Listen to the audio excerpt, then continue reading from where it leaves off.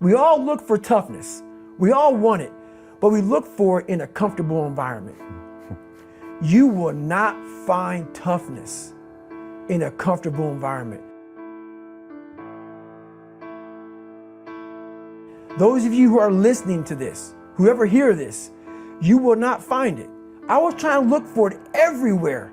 The only way you find it is to drown yourself in a position where you're just out of sorts, where you can't swim and you're drowning. Where you're drowning. You're drowning in life. But you say, you know what, man? That. I'm gonna figure out how to backstroke or something. The scariest thing in the world to me, even to this day, was that could have been the rest of my life. I thought then I was trying hard. That's the scariest thing in the world. I thought then, 297 pound, working for Ecolab, spraying for cockroaches, making $1,000 a month. I thought that was me at my 100% potential. Come to find out, a few years later, I wasn't anywhere near that. 106 pounds less, graduated Navy SEAL training, went on to do all these other things. Looking back on that, that was me trying hard.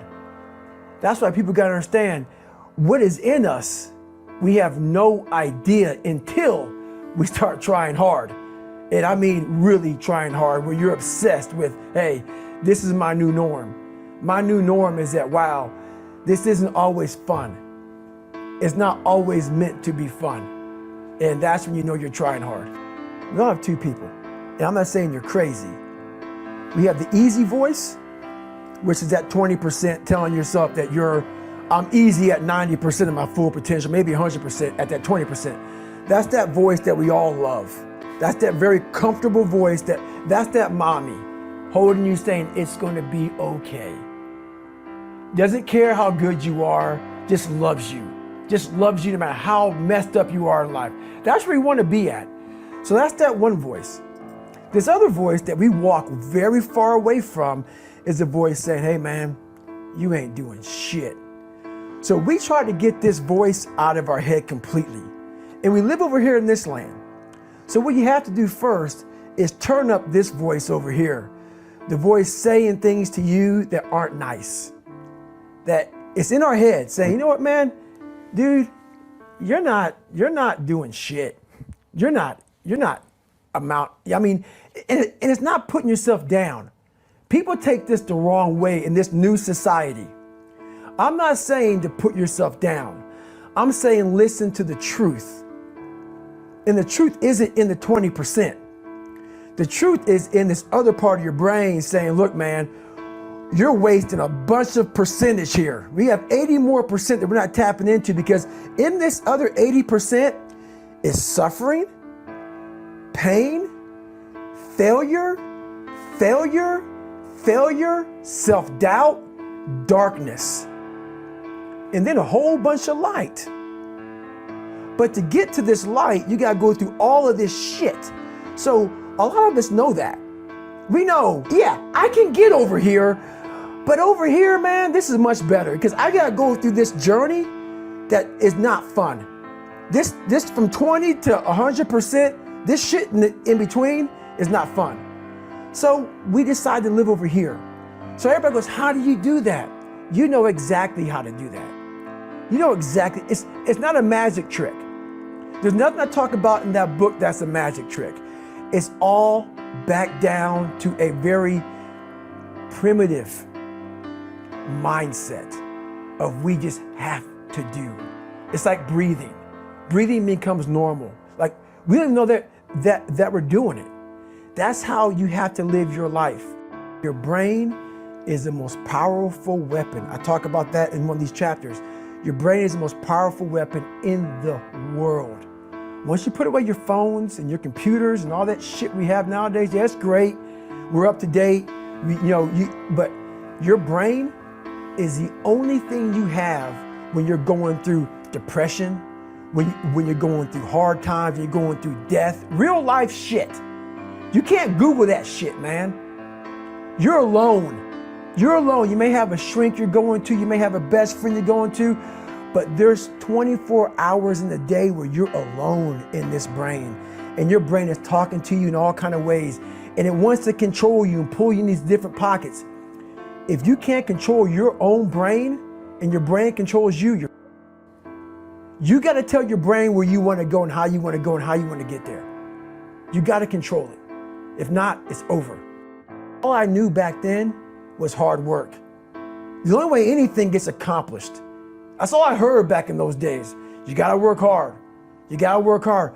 I'm not getting I can't get this paragraph. I can't remember what the fuck's in this paragraph to pass this test to get in the military. Read it again.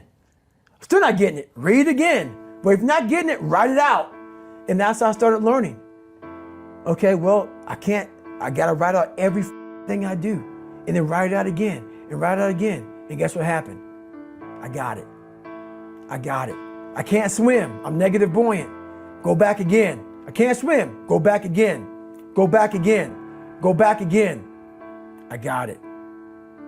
I realized if I keep going back and going back and going back until the shit just becomes, your mind will say, okay, we're going to figure it out, because he is not going to stop.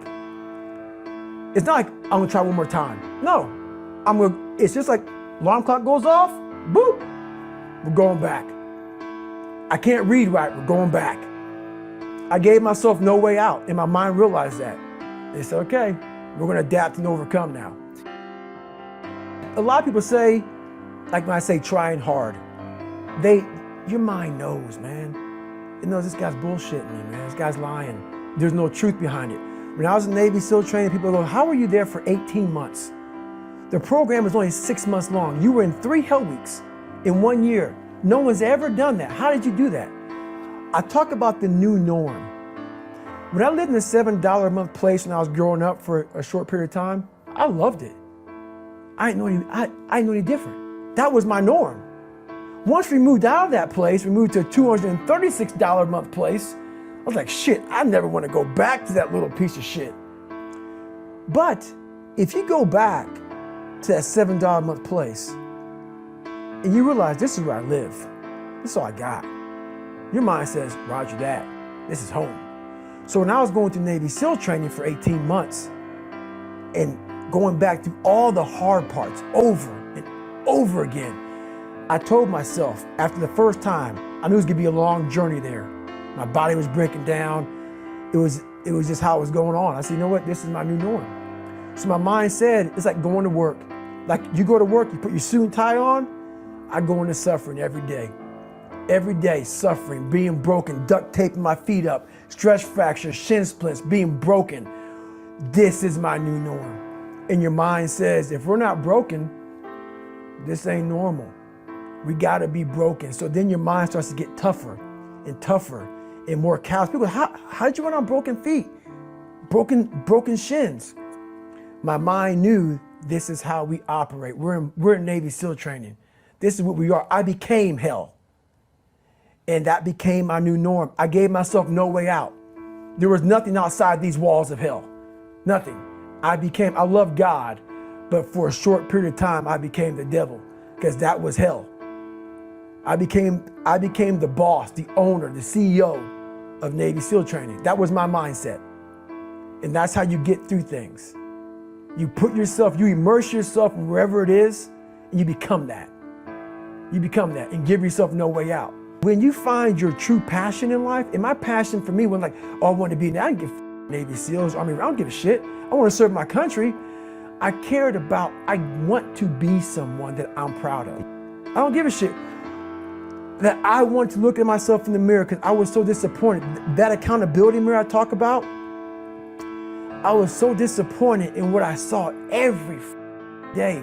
I wanted everybody to love David Goggins. And a lot of people did. I didn't love myself. But I knew a lot of us want to find peace first. So people say, man, you always talk about this suffering and pain and shit. I'm at peace right now because I went through that. You don't find peace first.